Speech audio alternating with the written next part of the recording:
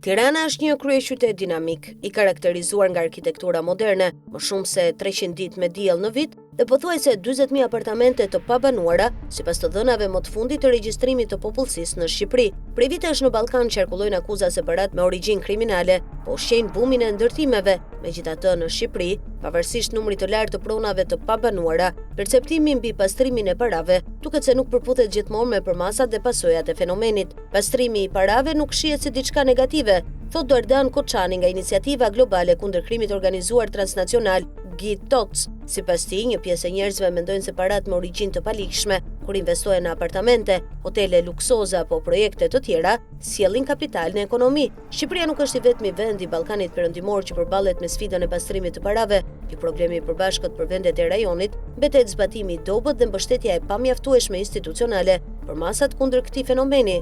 Sipas raportit Licencë për pastrim parash të hartuar nga Koçani dhe Anesa Agovic-Gjozo, analiste e lartë dhe koordinatore në terren për Bosnjë-Hercegovinën, profesionistët e sektorëve ligjor dhe financiar mund të luajnë një rol vendimtar në lëvizjen dhe legjitimimin e parave të përfituara në mënyrë të palikshme, duke shfrytzuar boshllëqet ligjore dhe dobësitë për zbatimin e rregullave. Raporti me nëntitullin Mundësuesit profesional dhe arkitektura e financimit të palikshëm në Ballkanin Perëndimor analizon zbatimin jo të njëtrajtshëm të legjislacionit kundër pastrimit të parave në Shqipëri, Bosnjë-Hercegovinë, Kosovë, Maltëzi, Maqedoni të Veriut dhe Serbi.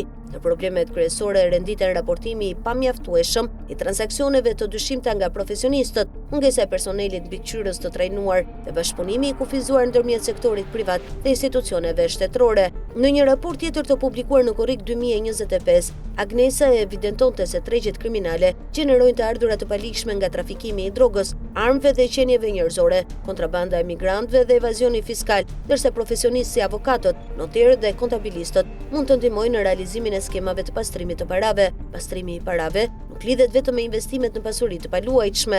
Ai është një mekanizëm thelbësor për funksionimin dhe financimin e krimit organizuar. Të ardhurat e siguruara nga aktivitete kriminale mund të pastrohen dhe më pas të investohen në biznese të likshme ose të palikshme, duke e bërë më të vështirë për autoritetet tatimore dhe organet ligjzbatuese të gjurmojnë origjinën e tyre. Raporti cilëson si mundësues profesionist personat që përmes njohurive dhe kompetencave të tyre mund të japin transaksioneve me para të palikshme një pamje legjitime. Në disa raste, këto fonde kanalizohen drejt pasurive të paluajtshme dhe sektorit të ndërtimit përmes kompanive fiktive. Sipas raportit, profesionistët mund të formojnë rrjete jo formale, të cilat ndonse të fragmentuara janë në gjendje të bashkëpunojnë ngushtë. Rregullat që garantojnë konfidencialitetin profesional mund të krijojnë gjithashtu hapësira që keq përdoren për veprimtari të palikshme. Një tjetër dobësi strukturore që lehtëson pastrimin e parave në Ballkanin Perëndimor është niveli i lartë i ekonomisë informale sipas Koçanit, i cili më parë ka punuar për 9 vjet në Ministrinë e Brendshme të Kosovës, në fushat e planifikimit strategjik, bashkëpunimit ndërkombëtar dhe procesit të integrimit në Bashkimin Evropian.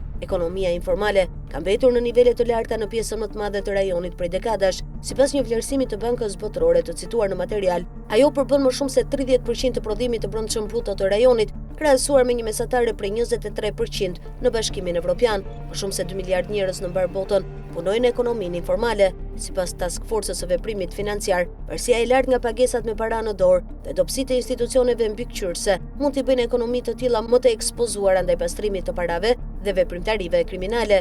FATF është organi ndërkombëtar që përcakton standardet për luftën kundër pastrimit të parave, financimit të terrorizmit dhe flukseve të tjera financiare të palikshme. Megjithatë, informaliteti nuk është faktori i vetëm që ndërlikon luftën kundër pastrimit të parave në Ballkan, duke u referuar perceptimit se investimi në apartamente dhe hotele sjell përfitime ekonomike pavarësisht origjinës së kapitalit. Koçani thotë se dëmi i shkaktuar nga ky fenomen shpesh nuk kuptohet sa duhet. Sipas Agovic-Gjozo, një prej boshllëqeve më të mëdha në luftën kundër pastrimit të parave mbeten hetimet e dobta financiare dhe çështjet që nuk përfundojnë me rezultate të plota gjyqësore. Sipas Koçanit, shumë vende të Ballkanit Perëndimor i kanë parafruar ligjet e tyre me standardet kryesore ndërkombëtare. Problemi kryesor sipas tij nuk qëndron domosdoshmërisht te mungesa e legjislacionit apo e rregulloreve, por tek mënyra se si ato zbatohen në praktikë. FATF publikon të ashtu quajturën listë gri, zyrtarisht juridiksione nën monitorim të shtuar, ku përfshihen vendet që kanë mangësi strategjike në luftën kundër pastrimit të parave dhe financimit të terrorizmit, por që bashkëpunojnë me organizatën për adresimin e tyre.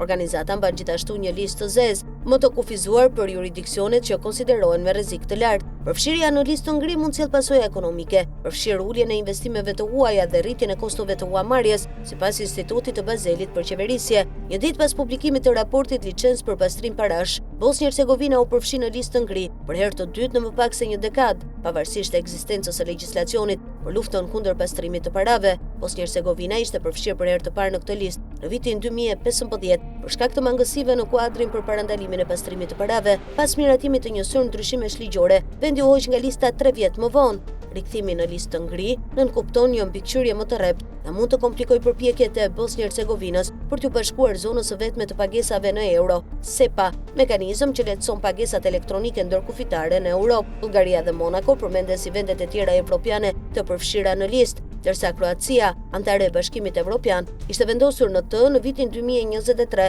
dhe u hoq në vitin 2025, pasi FATF vlerësoi se kishte bërë përparim të rëndësishëm, shkruan Transitions, në luftën kundër pastrimit të parave dhe financimit të terrorizmit.